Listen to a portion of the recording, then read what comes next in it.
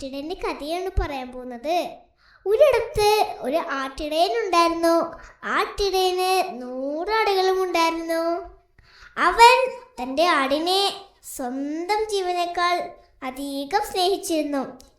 എന്നും രാവിലെ അവർക്ക് തീറ്റ കൊടുപ്പാൻ കൊണ്ടുപോയിരുന്ന ആട്ടിടയൻ അവർക്ക് ദാഹിക്കുമ്പോൾ കുടിപ്പാൻ നല്ല തെളിഞ്ഞ വെള്ളവും കാണിച്ചു കൊടുത്തു.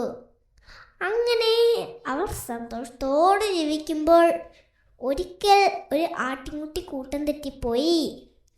അതറിഞ്ഞപ്പോൾ ആട്ടിടയന് വളരെ സങ്കടമായി. അവൻ എല്ലാ ആടിനെയും വിട്ടിട്ട് കൂട്ടം തെറ്റിപ്പോയ ആടിനെ അന്വേഷിച്ചു പോയി. 100 ആടുള്ള ഒരിടയൻ ആടിനെ മേയ്ക്കാൻ പോയി. തിരികെ വരും വഴിയും ഒന്നിനെ കാണാതെയും പോയി. 100 ആടുള്ള ഒരിടയൻ ആടിനെ മേയ്ക്കാൻ പോയി. തിരികെ വരും വഴിയും ഒന്നിനെ കാണാതെയും പോയി. അവൻ കൂട്ടിൽ നോക്കി കണ്ടില്ല, അവിടെല്ലാം നോക്കി കണ്ടില്ല. അവൻ സങ്കടമായി എങ്ങും കണ്ടില്ല. അവൻ കൂട്ടിൽ നോക്കി കണ്ടില്ല, അവിടെല്ലാം നോക്കി കണ്ടില്ല. അവൻ സങ്കടമായി എങ്ങും കണ്ടില്ല.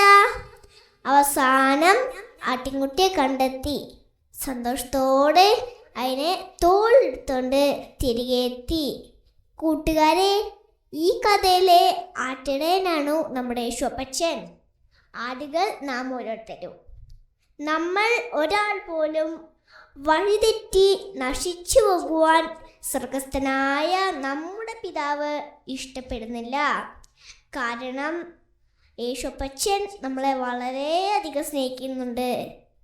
ലൂക്കോസ് 19:10 പറയുന്നു, കാണാതെ പോയതിനെ തിരഞ്ഞ് രക്ഷിപ്പാനല്ലോ മനുഷ്യപുത്രൻ വന്നത്. ആമേൻ.